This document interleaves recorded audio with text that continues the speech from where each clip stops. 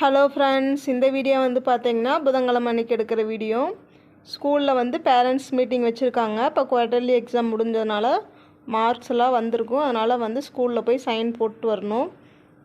ஸ்கூலில் parents meeting முடிஞ்சதுக்கப்புறம் பேங்க்குக்கு போகிற வேலை இருக்குது. பேங்க்குக்கும் போயிட்டு பிள்ளைங்க 2 பேர்த்துக்கும் ரஃப்யூஸுக்கு போட்டுக்கிற மாதிரி கொஞ்சம் ட்ரெஸ் எடுக்கலான்னு சொல்லிட்டு கடைக்கு போயிருந்தோம்.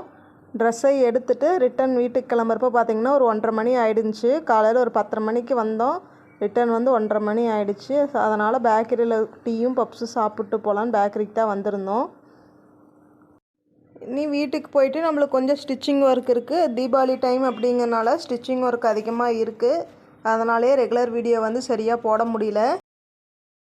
பேரண்ட்ஸ் மீட்டிங் முடிஞ்சு வந்ததுக்கப்புறம் இந்த ப்ளவுஸ் தான் வந்து ஸ்டிச் பண்ணியிருந்தேன். எப்படி இருக்குது அப்படின்னு சொல்லி கமெண்ட் பண்ணுங்கள்.